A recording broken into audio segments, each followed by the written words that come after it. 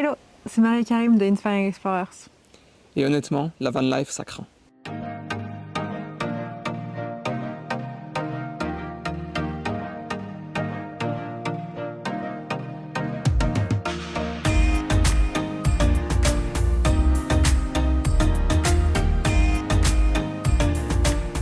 Ça y est, ça fait déjà 2 mois qu'on est parti. Et oui, déjà. 2 mois qu'on est sur la route avec Stan. Et la réalité de la van life, c'est pas toujours facile. Ouais, c'est pas vraiment toujours rose. Hein. Et du coup, on s'est dit qu'on allait partager avec vous les 10 points qui nous font penser que la van life, ça craint. Parce que la van life, c'est pas que ce qu'on voit sur Instagram. Loin de là. Malheureusement. Et évidemment, le premier point, qui est aussi le plus évident, c'est la taille. Et pour ma part, les odeurs aussi. Ouais, parce qu'évidemment, quand on voit la taille, franchement, on peut vite être à l'étroit, on peut vite se marcher dessus. Et on est deux, quoi, surtout. Il n'y a pas trop de place, quoi. En fait, disons qu'on n'arrive pas, on peut pas circuler à deux dans le van, quoi. C'est-à-dire que on a la place de tenir debout, de faire nos choses et tout, genre de dormir, de cuisiner, tout ce qu'il faut. Mais c'est vrai que c'est quand même petit. Ça manque presque de... Enfin, on a assez de place, mais ça manque de praticité au niveau des rangements. Et c'est vrai que quand la poubelle est pleine, par exemple, il y a un peu des odeurs. Dans le frigo aussi, des fois. Dans le frigo, parfois. Quand on fait du sport, forcément, nos habits, on sent la transpiration. Les linges mouillés aussi. Les linges mouillés, etc. Donc c'est vrai qu'il faut penser à pouvoir bien aérer. Là, c'est pour ça qu'on profite aussi de pouvoir laisser bien ouvert. Et là, on va sur les beaux jours, donc ça va aller mieux, en vrai. Ouais, clairement. Le deuxième point, c'est le sommeil. Ouais, on est assez grand, on fait 1m80, et notre lit fait à peu près 1m75. En fait, il est un peu incurvé, donc ça dépend. Plus grand, plus grand, ouais, 75. Du coup, en plus, moi, j'adore dormir sur le ventre, donc j'ai pas la place pour passer. Enfin, je suis un peu de travers, j'ai les pieds qui sortent du lit. C'est quelque chose, et Alors, on dort pas de tout notre long, quoi. Ouais. Et puis forcément, on est aussi dépendant, genre s'il pleut dehors. Ça fait un peu de bruit, ça fait pas s'il y mal a de du bruit. vent. Ouais, ça secoue et tout. Du coup, c'est peut-être pas tout le temps l'idéal. Après, franchement, je trouve qu'on s'en sort plutôt pas mal. Ouais, moi, c'est juste que pourtant, je suis pas quelqu'un qui a beaucoup de problèmes avec le sommeil. J'ai un sommeil relativement profond, mais c'est vrai que là, quand des fois on est dans des endroits où on se sent pas hyper safe, au moindre bruit, moi je vais me réveiller un peu en mode ok, qu'est-ce qui se passe? Je suis un peu aux alertes, quoi. Mais sinon, voilà. Sinon, en vrai, ça va. Franchement, ça va, ouais. Ensuite, pour ce prochain point, je pense que ça peut être à la fois un avantage et un inconvénient. Ça dépend pour qui. Mais c'est le manque de routine. C'est-à-dire que on va jamais se réveiller au même endroit, on va jamais faire la même chose tous les jours, on sait pas à quelle heure on rentre, à quelle heure on part, combien de temps on passe dehors, quand est-ce qu'on va pouvoir travailler, quand est-ce qu'on va pouvoir avoir accès à Internet, quand est-ce qu'on va pouvoir faire du sport. Voilà. Et du coup, c'est vrai que moi, personnellement, parfois, je sens que ça me manque un peu de me dire, ok, tu peux mettre mon réveil à telle heure, je fais mon sport, je me prends un thé, machin, enfin, voilà, avoir une petite routine. Toi, je sais que ça te dérange pas plus que ça, mais... Moi, ça va, mais franchement, c'est juste des fois, il y a des petites habitudes qu'on avait avant qui manquent un peu. Genre, je sais pas, juste se lever pour faire des trucs qu'on a fait pendant 25 ans de notre vie. Et que là, en fait, c'est totalement différent parce que on n'est pas au même endroit, on sait pas où on est. Enfin, c'est assez compliqué. Mais franchement, c'est quand même hyper agréable. Mais en même temps, je peux comprendre que ça peut être vu comme un gros désavantage. Ouais. On va dire que c'est un challenge. Ouais. Justement, dans la continuité du camping, il y a aussi le problème de l'hygiène, des toilettes, des douches. Et on va pas se mentir, on se douche pas tous les jours. On aimerait, mais on peut pas. Heureusement que c'est pas l'été et qu'on transpire pas tous les jours.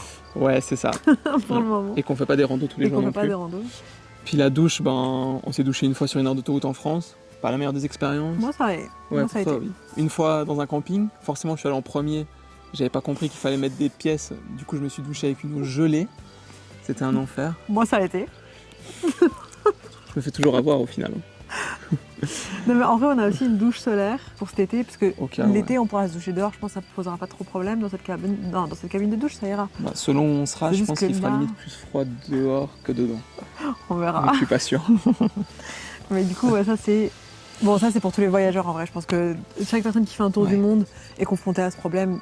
Sauf si vous dormez dans des hôtels chaque nuit. Ouais, mais sinon, non. Si vous allez backpacker, faire des hikes de plusieurs jours, voilà, vous avez l'habitude, vous comprenez clairement la situation.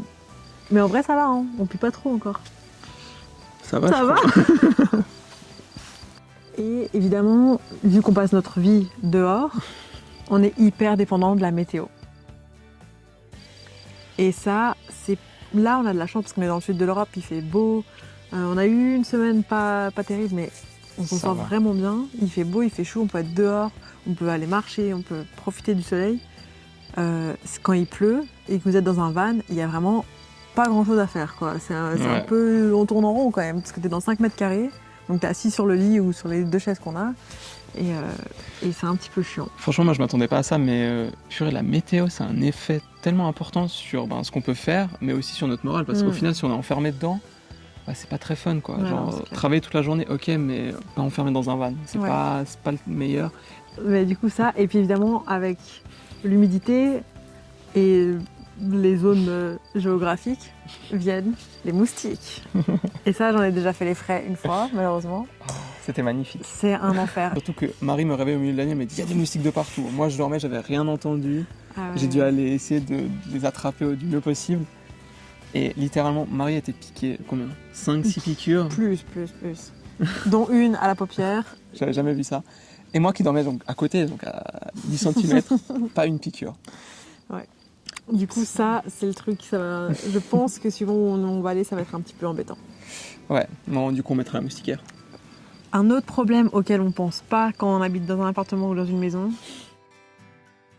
c'est à quel point c'est facile d'avoir de l'eau et de l'électricité et qu'il n'y a pas de limite en fait. Enfin, en tout cas, chez nous, là on Chez habite, nous, je veux dire, en Europe de manière générale. Là, nous, l'eau, il faut qu'on réfléchisse. Alors, on a une cuve de 70 litres d'eau, Propre. mais d'eau propre, qu'on remplit avec que de l'eau potable. Et du coup, il faut réfléchir, ok, est-ce qu'on a assez d'eau, est-ce qu'on n'a pas assez d'eau. Quand on fait la vaisselle, il ne faut pas qu'on utilise trop d'eau. Et en même temps, il faut veiller à ce que la cuve d'eau sale ne soit pas pleine à Voilà. rabord, parce qu'elle est quoi, 35 litres 40 litres. 40 litres. Donc, il faut faire attention que On peut ça même pas déborde se calquer l'un sur l'autre. Ensuite, L'électricité aussi. justement, les panneaux solaires, ce qu'on disait, c'est que du coup, on a les panneaux solaires qui nous fournissent de l'électricité et on recharge aussi quand on roule. Mais c'est pas illimité, quoi. Ouais. Il faut pas qu'on décharge trop notre batterie pour pas l'endommager, etc. Donc on réfléchit à qu'est-ce qu'on branche pas. La lumière, est-ce qu'on la laisse allumer pendant longtemps ou pas. Et ça, c'est des trucs auxquels vraiment on pense pas quand on habite en maison. Mais bon, d'un côté, c'est mieux parce que du coup, on se rend plus compte de cette rareté. On fait plus attention à ce qu'on consomme. Clairement, ouais. Ensuite, pour ce 6e point, c'est l'aspect évidemment du camping et du fait de devoir s'adapter, que ce soit au pays, comme là par exemple au Portugal où on a eu pas mal de problèmes au niveau du camping sauvage en fait parce que c'est interdit donc c'est difficile de trouver des spots. Ouais, on fera une vidéo à part où on explique tout ça en détail. Ouais. C'est un gros délire quand même. Ouais, c'est vraiment, on s'attendait pas du tout à ça. Et puis il y a aussi le côté où chaque jour, puisqu'on n'est jamais trop sûr, en fait on improvise beaucoup chaque jour, c'est peut-être pas la meilleure des façons, mais bon voilà, c'est ce qu'on fait pour le moment. Et du coup, chaque matin, on doit trouver un endroit pour aller dormir. On ne sait pas exactement où, on ne sait pas à quoi ça va ressembler. Est-ce qu'on aura accès à une douche, pas de douche? Est-ce que la route sera goudronnée ou pas? Est-ce qu'on va faire du off-road? Ouais, probablement pas. Du coup, ouais, ça c'est... Ça prend du temps en fait, et souvent ça prend aussi de la réflexion, trouver un endroit, savoir où on va aller. Après, ça on l'a choisi. C'est un désavantage entre guillemets, mais c'est ce qu'on a choisi aussi en optant dans un pour van. ce mode de vie. Ouais. Ensuite, le prochain point qui peut déranger certaines personnes, mais pas d'autres, mais nous, ça dérange pas mal. C'est pas que ça nous dérange, mais disons que ça nous handicape pas mal. Ouais, c'est ça. Comme en fait on travaille, on donne des cours en ligne, qui dit en ligne dit besoin d'internet. Et du coup, c'est pas toujours facile. On a pris des abonnements avec suffisamment d'internet compris à l'étranger, mais bon, ce mois-ci, on a un peu foiré, ça suffit pas. On a mal géré. Du coup, c'est pour ça qu'on cherche des fermes, qu'on paye des endroits où on peut aller dormir où on sait qu'il y a internet, comme ici, même si on sait toujours pas. Genre, on est dans une ferme et on doit aller à un endroit où de la ferme où il y a plus ou moins du réseau. Le monsieur nous a dit le réseau est un peu instable, du coup ça va être sympa de donner un cours ce soir. Mais du coup, ouais, pour ça, nous, c'est un assez gros problème quand même. Ouais. Mais après, si vous travaillez pas nécessairement en ligne, franchement, oui, ça c'est vraiment seulement pour nous ceux qui travaillent en ligne à distance. Même pour ce qui est des vidéos YouTube, d'ailleurs, on ne peut pas charger nos vidéos sur YouTube si on n'a pas internet. Si on n'a pas de partage wifi, de connexion, c'est impossible. Donc voilà, ça c'est un peu. C'est un petit handicap pour nous. Ouais. Un autre point qui est super dérangeant, c'est qu'en fait, tout prend du temps. Et moi, c'est un gros problème pour moi parce que moi, je suis très dans l'efficacité. Et là, franchement, c'est hyper galère parce que tu te lèves, déjà faire ton lit, c'est hyper galère parce que tu dois passer par-dessus comme ça pour faire le lit.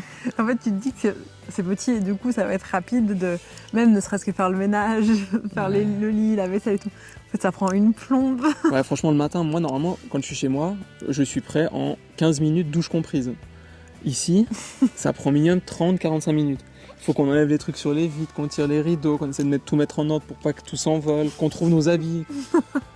Enfin, franchement, ça prend beaucoup de temps. Puis après, s'il faut aller faire la lessive, il faut encore trouver un spot pour faire la lessive, attendre bien à côté, 2 heures. Bien 2 heures On est parce comme ça, attends. que 1 heure la lessive et 1 heure le séchage. Ouais, Ça prend du temps. faut pas être pressé. Bon, on arrive enfin au point qui nous dérange le plus dans le van, Pire du pire. ce qui m'a fait avoir des cauchemars, et c'est vrai, c'est les problèmes mécaniques. Franchement, bon, en plus on a Et été c'est traumatisés. justifié. Ouais, c'est justifié. Mais en plus on a été traumatisés après une semaine qu'on était parti, direct, bam, gros problème mécanique. Changer la boîte de vitesse, franchement c'était horrible. Et puis du coup, à chaque fois qu'il y a un petit bruit, On est en panique. on panique. On panique, on se dit c'était quoi ça? Ou une odeur, même les odeurs. En fait, c'était normal qu'il y ait des odeurs quand on roule, Ouais, autour de nous. Mais du coup, on C'est quoi croit. ces odeurs? Est-ce que c'est les freins? Est-ce Ouais. que c'est l'embrayage? Du coup, on est tout le temps en panique avec ça. Mais du coup, je pense que c'est assez judicieux de régulièrement faire des petits checks pour juste contrôler que tout va bien, surtout que un accident peut vite arriver et aussi être vite évité. Ouais. Donc, je pense que ça peut être pas mal de faire ça. Après, nous, on a fait le choix de prendre un véhicule qui était assez vieux et qui avait quelques centaines de milliers de kilomètres, enfin une centaine de milliers de kilomètres au compteur. Et du coup, on l'a payé moins cher, mais forcément derrière, on en paye un peu le prix. Voilà les conséquences. C'est peut-être judicieux de prendre un véhicule plus récent. Après, encore une fois, mais avec bon, des véhicules neufs, voilà, on n'est jamais sait à l'abri qu'il y ait des problèmes. Donc le temps nous dira si on a fait le bon choix ou pas. on espère. Et puis au-delà des problèmes mécaniques, moi ce qui me stresse aussi énormément, c'est les choses dans le van qui se cassent. C'est-à-dire que là, on a dû remonter le plafond, on a de l'eau qui coule de manière régulière dans le van, malgré qu'on essaye d'améliorer notre circuit d'eau à chaque fois. La pompe à eau qui est morte au bout de 3 mois. Ouais. Ouais. Du coup, Enfin, on apprend à être débrouillard du coup. Ouais. On bricole. Donc au final, c'est un point assez positif, mais en même temps, une angoisse quand même. C'est une angoisse perpétuelle. Ouais.